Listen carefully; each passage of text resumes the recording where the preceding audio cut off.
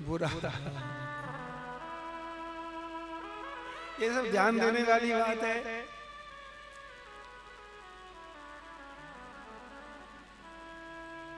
जब मैंने अपने को देखा तो देखा मैं तो बहुत बुरा। राधे राधे। जिसे अपनी बुराई दिख जाए वो भगवान की कृपा का पात्र है। ताली बजाओ। उस पर कृपा है जी। कृपा भाई तब जानियो जब दिखे अपना दोष। अपना दोष दिखने लगा। राधे राधे। अरे अरे एक ऐसी कथा आने वाली। ऋषियों ने 6 प्रश्न पूछे थे।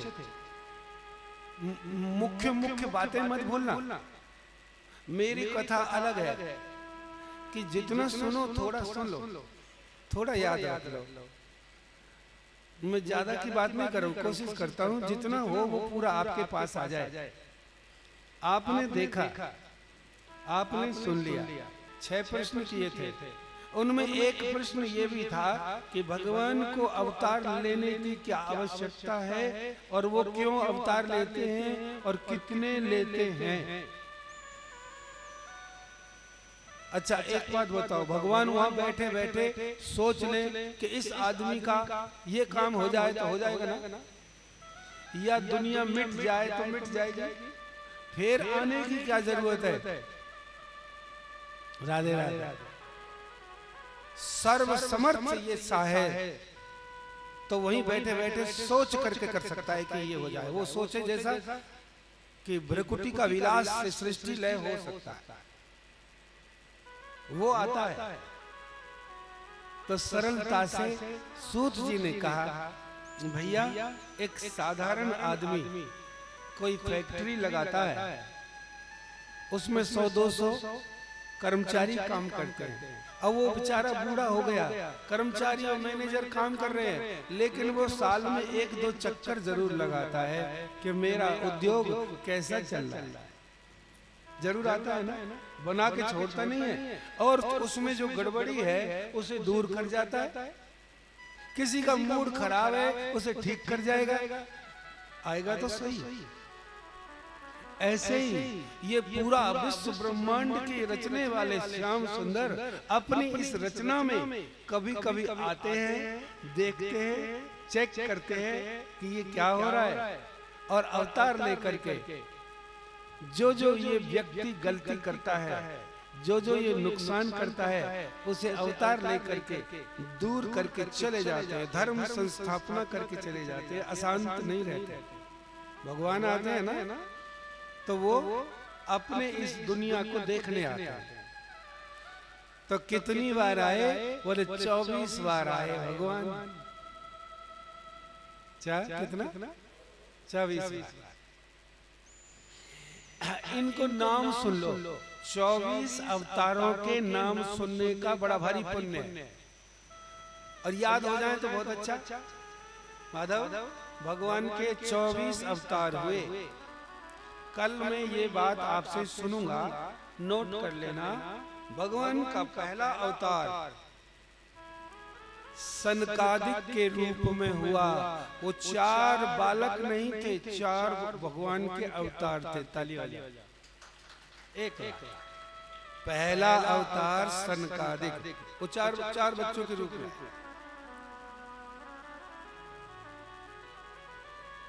ब्रह्मचर्य क्या वस्तु है, विरक्ति किसे कहते हैं, संन्यास किसे कहते हैं, आत्मा का आनंद किसे कहते हैं, ये बात समझाने के लिए ये चारों आए।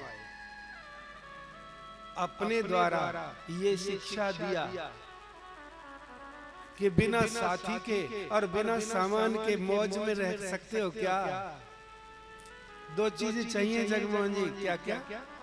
सामान चाहिए, साथी। साथी तो चाहिए, घर में सामान है और कोई और नहीं है। नहीं, आदमी चाहता है ना। हमें इतना ही मालूम है कि सामान हो और साथी हो, अकेले में क्या सामान?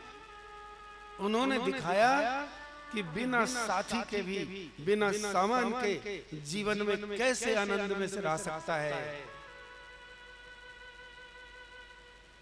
जो आनंद संत फकीर करे, वो आनंद नाही अमीरी में। ये कहावत है। फकीर, कबीर का पद नहीं है, मन लागो यार जो सुख पायो राम भजन में सो सुख नाई। सच्ची बोले ना। जो आनंद संत फकीर करे, वो आनंद नाई अमीरी में। क्यों? सुख दुख में समता साधी रहे। समता का योग है उनके पास। आने दो दुख, आने दो सुख, हमको विचलित नहीं कर सकता। यदि मृत्यु भी आए तो मरने से एक क्षण पहले भी टेंशन नहीं आएगा, सीधे मरेंगे डायरेक्ट। सुख दुख में समता साध रहे, कुछ खौफ नहीं जागीरी में। भगवान ने सिखाया संसार को। सनकादिक नंबर 1 प्लीज। दूसरा अवतार भगवान का बराह अवतार हुआ। बराह शुक्र अवतार, पृथ्वी को लाने के लिए, पृथ्वी के कल्याण के शुक्र बन के भगवान आए। इसका क्या प्रतीक है? संतोष किसे कहते हैं? हर हालत में कैसे गुजारा किया जा सकता है, यह शिक्षा बराह भगवान से मिली। तीसरा अवतार नारद। जो नारद है ना भगवान के अवतार। अरे बिना अवतार के इतने बड़े काम कैसे हो जाएंगे? लेकिन इनके अंश हैं। इतने प्रतिशत ये भगवान है, इतने प्रतिशत ये भगवान है। आखिर में आएगा ना तो श्री कृष्ण 100% है। राधे राधे। 2 कला, 3 कला, 4 कला, राम 12 कला और श्री कृष्ण 16 कला अवतार। इनकी कलाएं हैं, उतनी फिर शक्ति प्रकट होती है। तीसरा कौन है? नारद। चौथा नर नारायण, जो तपस्या का अवतार है, बद्रीनाथ में विराजमान। तपस्या क्या चीज है। पांचवें अवतार कपिल भगवान, जिनकी कथा आएगी करदम और देवहूति के घर। भगवान आए कपिल। और छठा अवतार श्री दत्तात्रेय जी भगवान, उनकी कथा भी आई। सातवां यज्ञ पुरुष, 8वां ऋषभ देव, 9वां पृथु, 10वां मछली का अवतार लिया था, मत्स्य अवतार, 11वां कछुआ, कच्छप, ये अवतार हुआ था भगवान का। एक कच्छप अवतार हुआ भगवान का। 12वां धन्वंतरी, आयुर्वेद के देवता। 13वां मोहनी, जो दैत्यों को मोहित कर दिया। 14वां नरसिंह और 15वां बावन भगवान छोटे से बन के आए थे। 16वां परशुराम, 17वां वेद व्यास, जिन्होंने 18 पुराणों की रचना की, जिसमें श्रीमद् भागवत 18वां पुराण है। 19 में 18 में राम और 19 में बलराम और 20 में हमारे कन्हैया श्याम सुंदर, 20वें नंबर पर। कृष्ण अवतार खास खास याद रखो 20वें नंबर का। कृष्ण का रोल नंबर क्या है? 20। 20वां अवतार श्री कृष्ण का है। 21 को श्री हरि का अवतार हुआ, गजेंद्र की मोक्ष के लिए, हाथी का उद्धार करने के लिए। 22वां हंस का अवतार। 23वां भगवान बुद्ध धर्म जिनसे चला। और 24वां अभी होने वाला है कल की अवतार। राधे राधे। 24 अवतार भगवान के हुए और एक होना है कल की। तो ये सब अंश अवतार हैं, छोटे छोटे कार्यों के लिए उतनी ही शक्ति लेके आए और करके चले गए। एते चांस कला पुंसः, ये तो हैं अंश, और कृष्णस्तु भगवान स्वयं। श्री कृष्ण क्या है? पूर्ण अवतार, यानी भगवान परिपूर्ण है। श्री कृष्ण उनमें पूरा का पूरा भगवान मौजूद है ना? कोई 3% भगवान है, कोई 4%। तो भगवान स्वयं पूर्ण है श्री कृष्ण।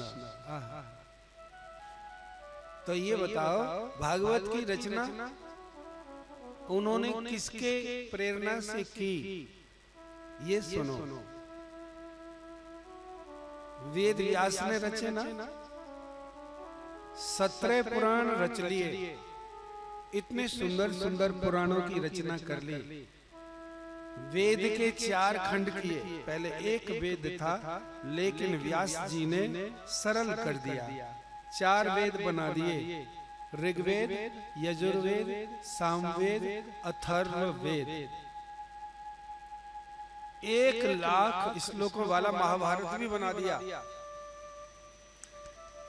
इतने काम कर लिए, 17 पुराणों की रचना कर ली, और इतने लेखक ऐसे सुंदर सुंदर श्लोकों की रचना कर दी कि एक भी उनमें ग्रामर की अशुद्धि नहीं। तो एक दिन नारद जी चले गए व्यास जी के आश्रम पर, हिमालय में बद्री नारायण के पास। कहां चले गए? कौन? ध्यान दे रहे छोरा, बाद में तू जो कहेगा ये कथा मेरे सामने नहीं आई। बद्री नारायण के व्यास आश्रम पर चले गए। कौन? नारद जी। अब सुनना, नारद जी ने देखा कि इतने महान कर्म करने वाले वेद व्यास और बहुत उदास बैठे थे। मन बिल्कुल नहीं लग रहा था, उदास। तो नारद जी को यह देख करके और बहुत आश्चर्य हुआ कि ये इतने बड़े विद्वान, ऐसे बड़े आविष्कारक, 17 पुराणों की रचना कर ली, इतनी बड़ी पुस्तकों के लेखक उदास बैठे हैं। राधे राधे। इस बात को समझ लेना, उदास, मन खिन्न है। तो नारद जी ने पूछ लिया, क्यों भगवान? आपकी कृतियों को अगर मैं देखूं, आपकी रचनाओं को देखूं, तो विश्व में कोई भी आज तक ऐसा महान विद्वान नहीं हुआ जितने इतनी रचना सुंदर सुंदर लिखी हो, और फिर भी आप उदास क्यों बैठे हैं? हमारे तुम्हारे लिए ये कथा बहुत श्रेष्ठ है, जरा ध्यान से सुनना। तब व्यास जी ने कहा, वो सुनिए, कि मैं इतनी सुंदर रचना करने के बाद भी मेरा मन आज खिन्न है, लग नहीं रहा, उदास है। इसका कारण तो मुझे भी पता नहीं, लेकिन ये निश्चित है कि मैं दुखी हूं, सुखी नहीं हूं। मैं आज उदास हूं। मुझसे ऐसा लग रहा है कि कोई मुझसे चूक हो गई, ऐसा लग रहा है कि मैंने कोई और काम करना था जो नहीं किया।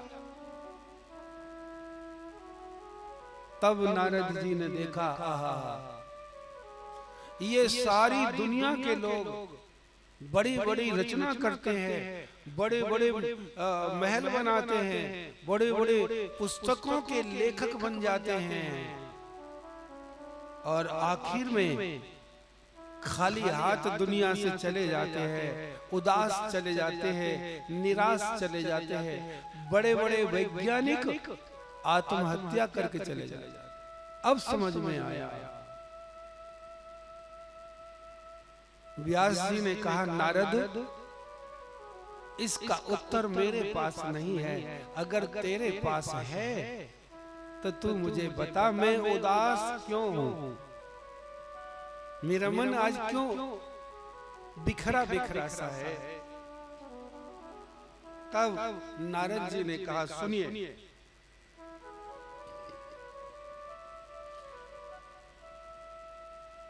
अगर करोड़ों कर्म व्यक्ति कर ले, राधे राधे, जैसे हम लोग कर रहे हैं, हमारे लिए ये कथा है बाबा, हमारे लिए ये कथा, और आज बड़ी बड़ी रचना रचने वाले, आविष्कार करने वाले इस दुनिया से उदास और दुखी चले गए। सिकंदर जब गया दुनिया से, ये बात मामूली है क्या? सिकंदर जैसे, हिरण्याक्ष, हिरण्यकश्यपु जैसे, रावण जैसे दुखी, निराश, लुटे हुए चले गए। कारण ढूंढो, वो कारण बहुत गजब का है। नारद जी कहते हैं कि वेद व्यास जी, कितना ही अच्छा कर्म हो, यदि करने वाले को संतुष्टि नहीं है तो उस कर्म में कोई कमी जरूर है, वो कर्म पूरा नहीं है। यदि जीवन भर, जवानी भर काम किया और बुढ़ापे में अशांत, दुखी, खिन्न मन, टेंशन है, तो समझो कि पूरी जिंदगी में आपने ठीक काम नहीं किया। ये तो अब एक बात बताओ, कर्म का परिणाम अगर बुरा है तो कर्म अच्छा होगा? ये बोलो ना, बोलो होगा? आप लोग सब इस अनुभव को करके देख रहे हो, जो लोग रिटायर हो चुके हैं, हमेर जैसे, जगमोहन जैसे, और कुछ है जाएंगे, कुछ है गए, बाबा जैसे, दादी तो ना है, दादी है लेकिन रिटायर थोड़ी हो, वो तो अभी नौकरी पे, हम रिटायर हैं, टायर है। मोहन जी, जितने रिटायर्ड लोग हैं वो जितने दुखी हैं उतने वो नहीं है जो टायर है। ताली बजाओ।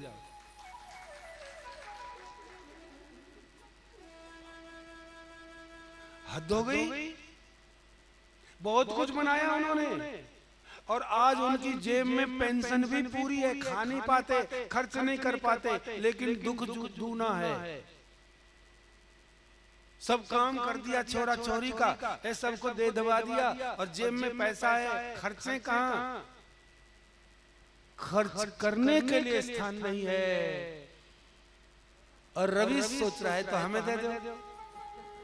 जब मेरी तरफ देखा, इसने जब देखा कि ये पैसा ज्यादा है तो हमें दो भैया, अभी न चाहिए बेचारे,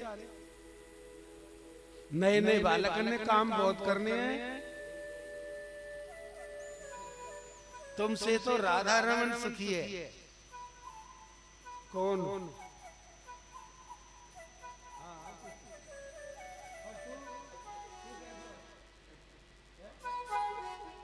कह रहा मैं सुखी हूँ। देखो झूठ मत बोलना भैया, इतनी कृपा करना, झूठ मत बोलना। प्रसंग बड़ा सुंदर है। हद हो गई, जीवन में इतने कर्म किए गोकुल राम जी, और जब इस दुनिया से जाने लगे तो दुखी, अशांत, पछतावा करते हुए चले जा रहे हो। जरा सोचो, उसके बाद उत्तर दो, मुझे कल दे देना, लिखकर उत्तर दो। सुरेंद्र जी बोलिए आप लोग। हम लोगों को भीड़ की आवश्यकता नहीं है, हमको 40 आदमियों में 60 आदमियों में सत्संग करते हुए 28-27 साल हो गए। बोलो उतना ही आनंद आया है। काम की बात है यार। राजेंद्र जी, इसका उत्तर वो लोग देंगे जो बहुत कुछ कर चुके और अब वो काम कुछ नहीं करते, खर्चा उनके पास पूरा और उनके पास सब कुछ मैसे मसाला है, लेकिन मन का देवाला निकल गया है। इस बात पर विचार करके जवाब दो। कुछ है जवाब? है जवाब आपके पास? नहीं। अच्छा, इस बात का जवाब खोजने के लिए यहाँ बैठो और जो उत्तर दिया नारद जी ने वो सुनो।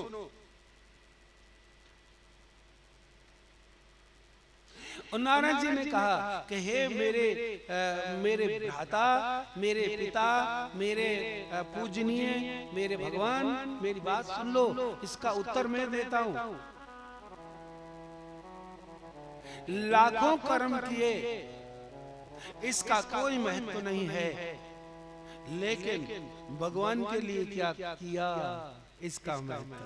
तात्पर्य आपके पास कोई जवाब नहीं?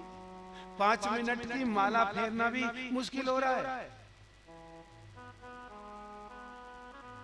जीवन में करोड़ों घंटे मिले आपको जीने के लिए, अगर हिसाब लगाओगे तो 20 घंटे भी भगवान को दिए हो किसी ने,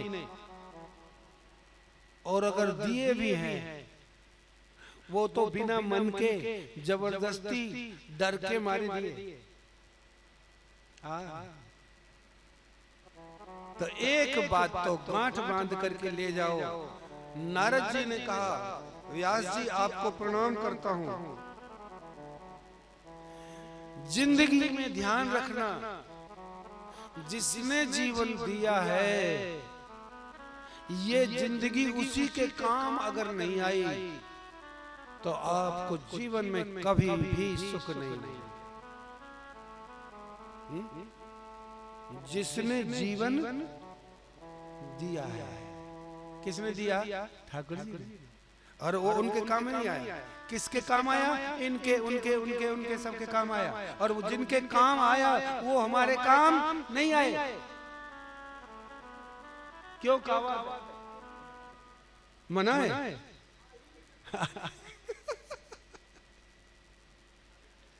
जिंदगी में कितने करोड़ों काम कर लेना, भगवान के लिए जो काम किया जाएगा ईमानदारी के साथ वही कर्म है, बाकी सब बेकार है, अकर्म है, अकर्म है। करने के बाद तुमको पछतावा होगा ही होगा, होगा ही होगा।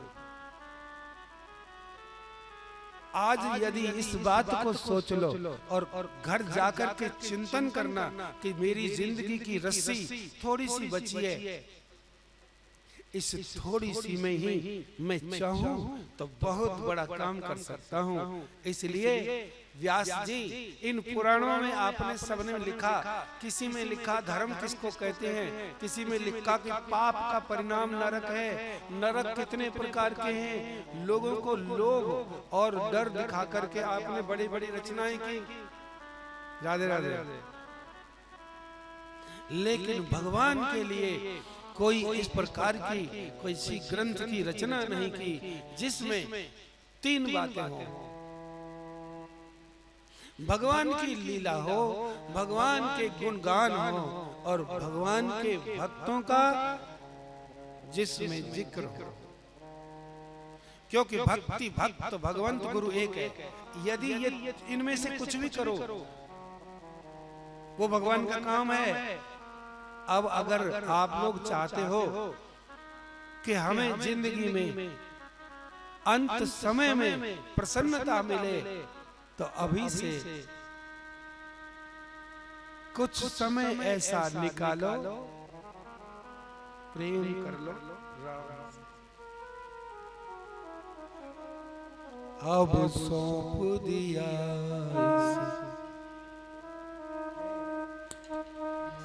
सब भार तुम्हारे,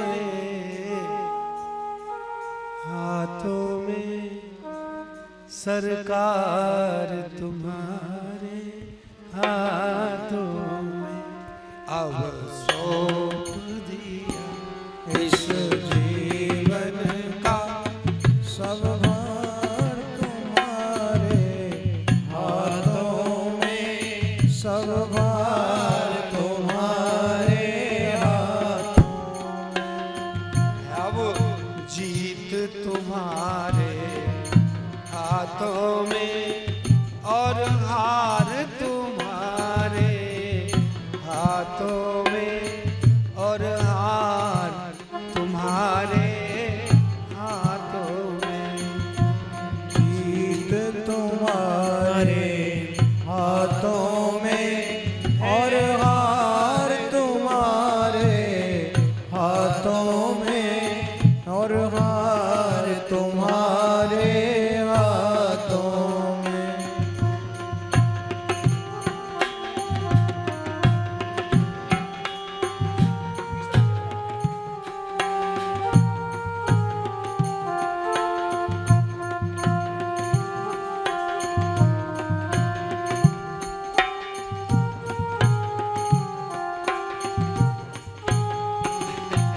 देखिए ये भी प्रार्थना बहुत पुरानी है।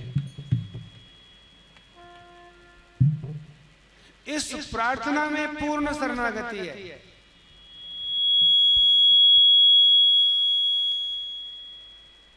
जब जब संसार का कैदी बनूं, निष्काम भाव से सेवा करूं और अंत समय फिर प्राण तजूं, सरकार तुम्हारे हाथों। जब जब मुझे संसार में कैद होना पड़े, तब तब मैं कामना को छोड़ करके काम करूं, क्योंकि मुझ में तुझ में ज्यादा भेद नहीं है। क्या क्या भेद है? मुझ में तुझ में है भेद यही। क्या? बस क्योंकि नर और नारायण में ज्यादा भेद नहीं है। इतना ही है, मैं हूं संसार के हाथों में, संसार हे नाथ, इतना ही है। दुनिया तुम्हारे हाथ में है। और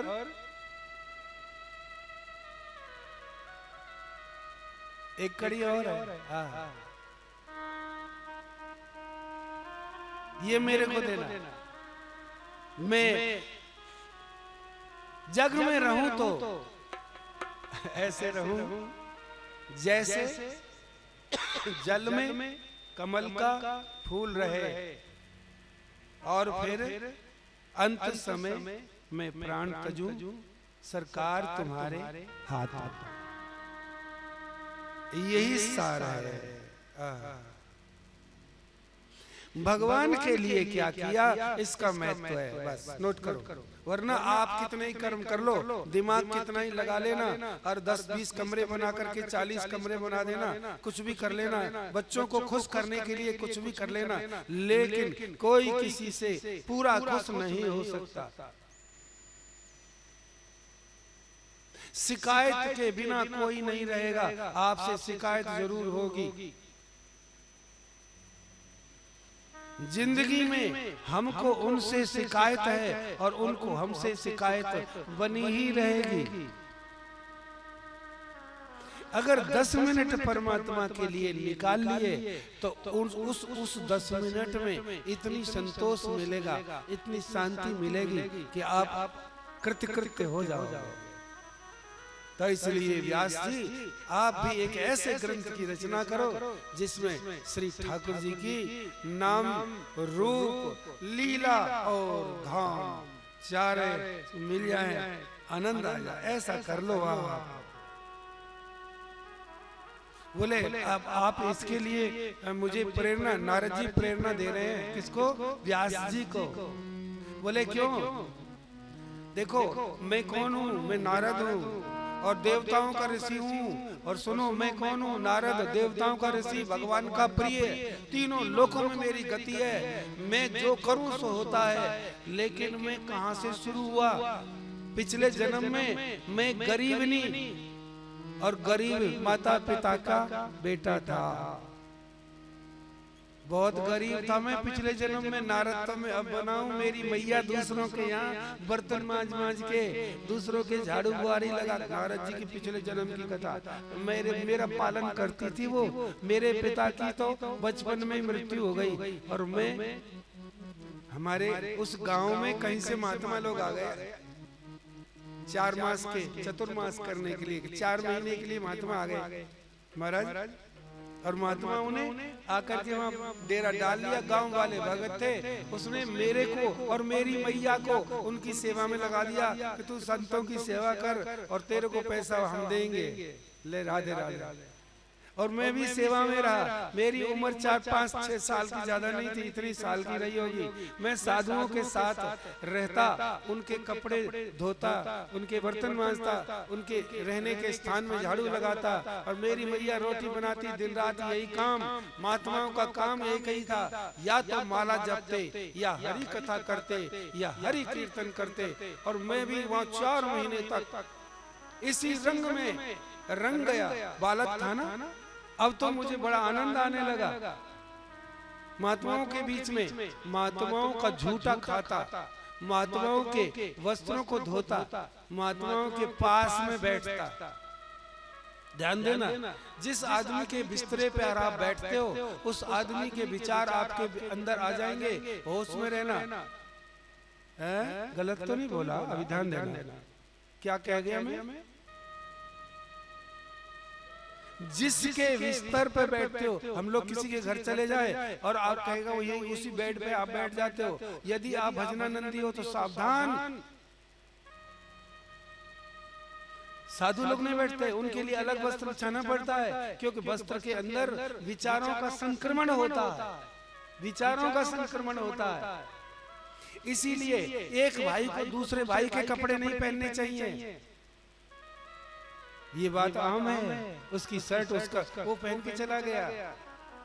एक दूसरे के बर्तन में नहीं मांजो, उसके बाद भोजन करो। जिसके कपड़ों को छुओगे, जिसके बिस्तर पर बैठोगे, जिसके हाथ का भोजन करोगे, उसके विचारों का असर पड़ जाएगा। दुनिया में कहीं चले जाओ, तो यदि भजन में रहना चाहते हो तो खाने में, स्पर्श में, वस्त्र में सावधान रहना। पहले आपको बताया, घर में जो पूजा घर है वो अलग बनाया जाता है। वह कपड़ा जो बिछा हुआ है उस पे हर एक आदमी को नहीं बैठाया जाता। कोई मेहमान आए ना तो उसको वहाँ बैठाओ, उस घर उसमें मत ले जाना। यदि वो उन विचारों से नहीं है तो आपके उस पूजा घर में वैसे विचारों की संक्रमण करके आ जाएगा, आपका भगवान में मन नहीं लगेगा। इसलिए सावधान। व्यास जी, मैं साधु संतों का भोजन, झूठा भोजन करता, उनके बर्तन मांजता, उन्हीं के पास बैठता, तो मेरी बुद्धि में क्या हो गया? अब तो मुझे ऐसा लगने लगा कि यदि ये साधु मुझसे दूर चले जाएंगे तो मैं जीऊंगा नहीं। मैं दिन रात हरि भजन की प्रेरणा में हूँ, दिन रात। मुझे कौन जानता था तेरी बंदगी से पहले, मुझे कौन पहचानता था तेरी दोस्ती से पहले। मेरे पाप है ज्यादा, पुण्य है कम, श्री राधे बसा लो वृंदावन। मेरे पाप है ज्यादा, पुण्य के कौं से राधे बसा लो वृंदावन। श्री राधे बसा लो वृंदावन, श्री श्यामा बसा लो वृंदावन। मेरे पाप है ज्यादा, पुण्य के कौं से राधे बसा लो वृंदावन।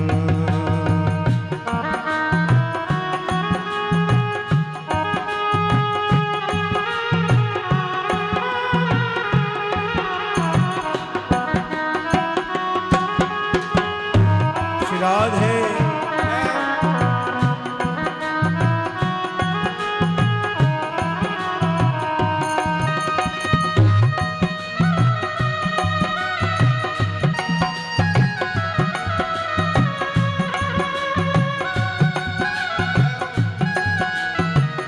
देखिए ये विकृति कहीं से भी आ सकती है, विकार तो कहीं से आ सकता है। विषयों की आंधी आती है, विषयों की आंधी आती है, सब पुण्य नष्ट कर जाती है, सब पुण्य नष्ट कर जाती है।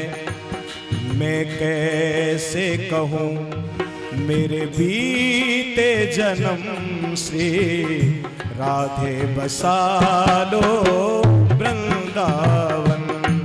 मैं कैसे कहूँ मेरे बीते जन्म से, राधे बसा लो वृंदावन। श्री राधे बसा लो वृंदावन, श्री श्यामा बसा लो वृंदावन। मेरे पाप है ज्यादा पुण्य है कम से, राधे बसा लो वृंदावन।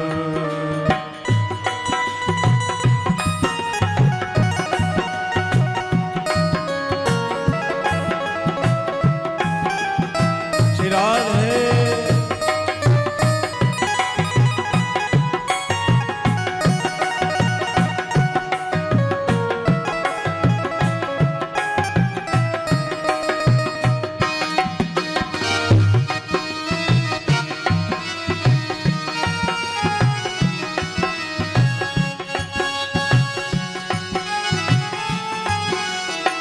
और देखिए एक एक शब्द ध्यान देने लायक है।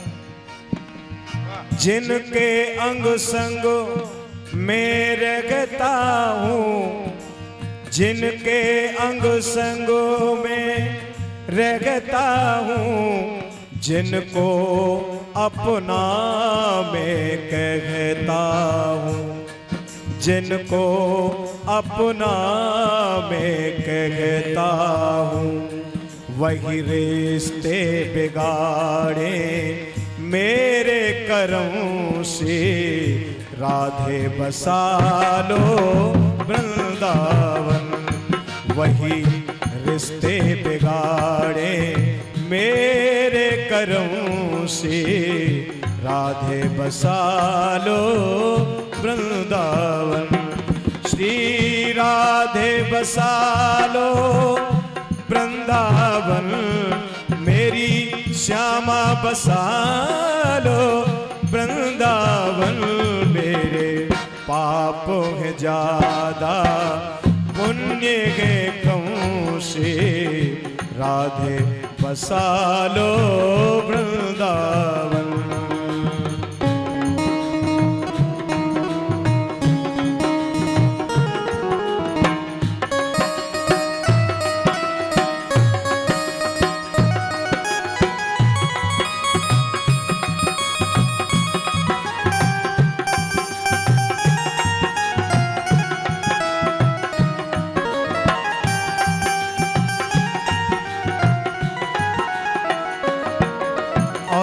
केवल एक ही प्रार्थना करनी है।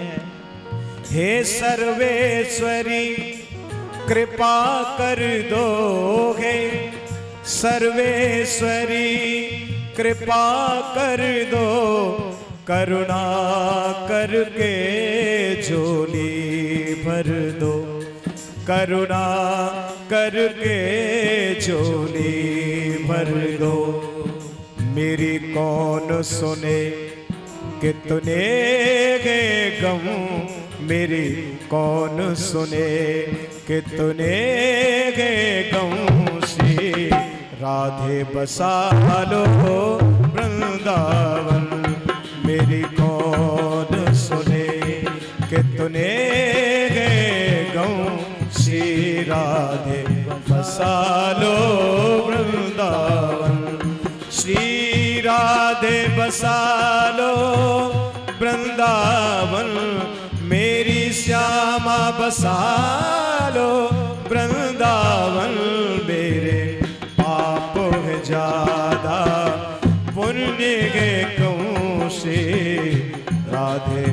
बसालो वृंदावन।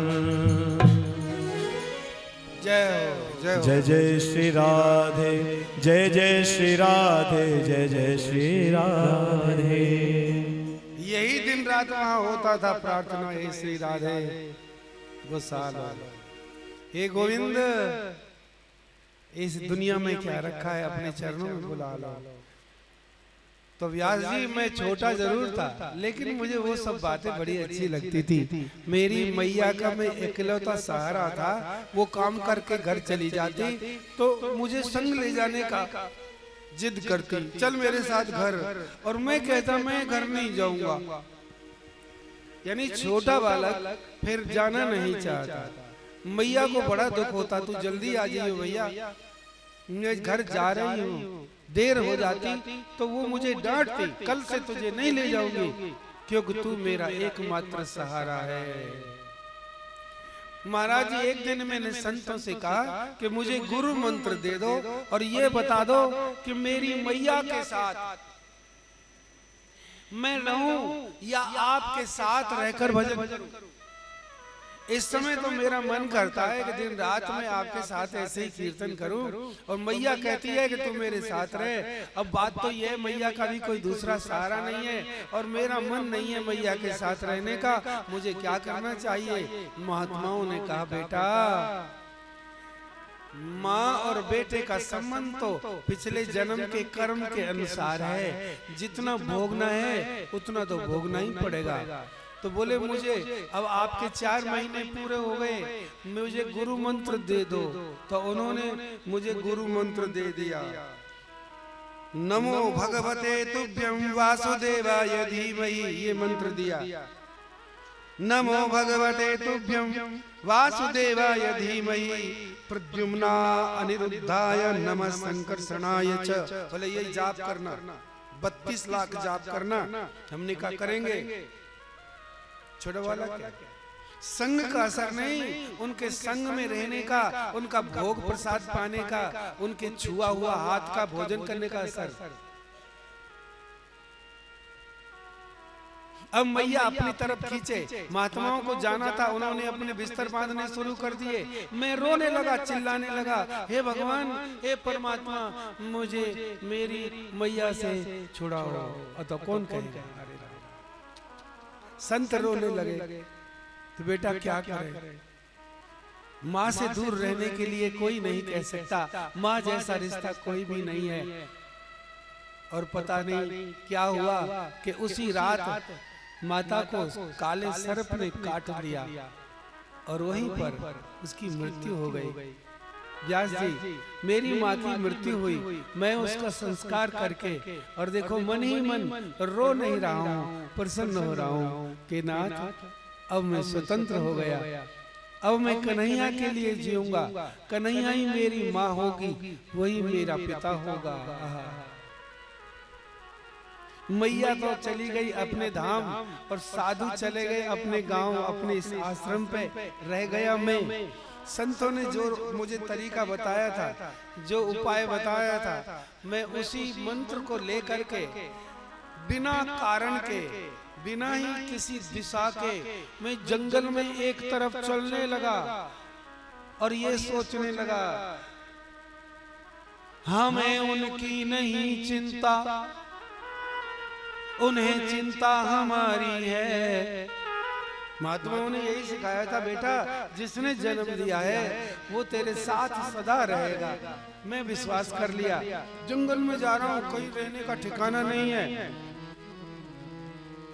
हमें उनकी नहीं चिंता, उन्हें चिंता हमारी है। हमारे प्राण का रक्षक सुदर्शन चक्रधारी है। हमारे प्राण का रक्षक सुदर्शन चक्रधारी है। और कोई नहीं है मेरा, एक श्याम सुंदर के सिवाय मेरा कोई नहीं है, ऐसा दृढ़ निश्चय करके। और मैं एक दिशा में यूं ही चला जा रहा हूँ। जाते जाते रात्रि हो गई, एक वृक्ष के नीचे बैठ गया। अरे, और मुझे गुरुजी ने जो ध्यान बताया था, मैं उसी ध्यान को करते हुए एक जंगल में बैठ गया और ध्यायतस् चरणाम्भोजम्, ऐसा ध्यान लगा, मेरे अश्रुपात होने लगे।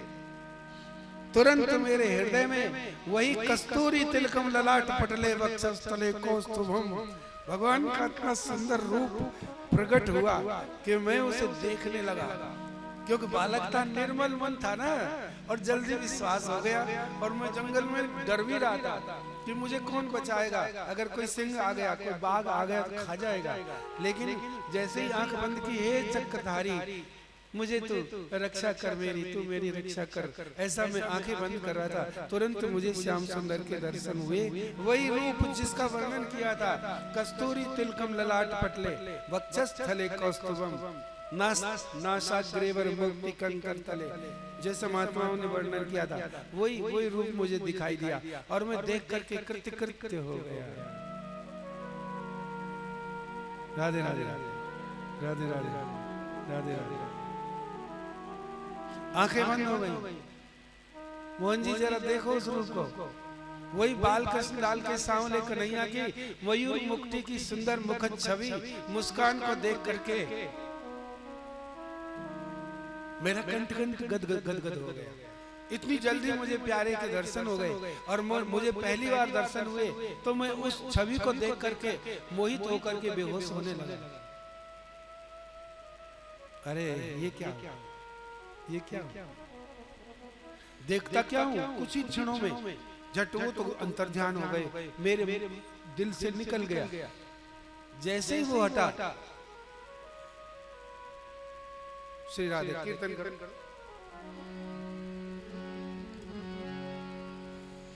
पानी पी ले, एक कीर्तन करो। राधे कृष्णा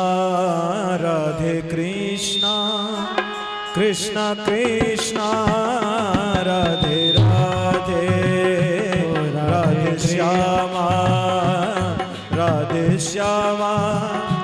श्यामा श्यामा राधे राधे, राधे कृष्णा राधे कृष्णा राधे कृष्णा राधे राधे, राधे श्यामा श्यामा श्यामा राधे राधे, राधे कृष्णा राधे कृष्णा कृष्णा कृष्णा राधे राधे, राधे श्यामा श्यामा श्यामा राधे राधे। हे हरि हे हरि हे हरि हे हरि हे हरि हे हरि हे हरि, राधे कृष्णा कृष्णा कृष्णा राधे राधे, राधे श्यामा श्यामा श्यामा राधे राधे, राधे कृष्णा कृष्णा कृष्णा राधे राधे, राधे श्यामा श्यामा श्यामा राधे राधे, राधे कृष्णा कृष्णा कृष्णा राधे राधे, राधे श्यामा श्यामा श्यामा श्यामा राधे राधे, राधे कृष्णा कृष्णा कृष्णा राधे राधे, राधे श्यामा श्यामा श्यामा राधे राधे। जय जय श्री राधे। श्री राधे, जय जय श्री राधे। दर्शन हुए और भगवान फिर चले गए। दर्शन हुए जब तक तो आनंद रहा, लेकिन जब अंतर ध्यान हो गई तो मैं बेचैन हो गया और चिल्ला के कहने लगा जोर जोर से रोने से कि हे प्रभु तुम कहाँ हो? इस वन में मुझे अकेला क्यों छोड़ गए? अब कहाँ हो आप? तो भगवान ने दर्शन तो नहीं दिया, लेकिन आकाशवाणी से एक आवाज दी मुझे उत्तर दिया। क्या उत्तर दिया? कि हे बेटा, हे हरिदास, अब इस जन्म में तुझे मेरा दर्शन दोबारा नहीं होगा।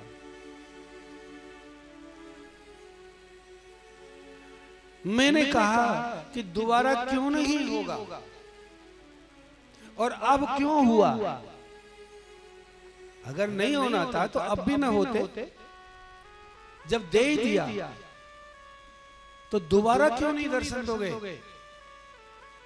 तो भगवान ने आवाज दी कि हे हरिदास,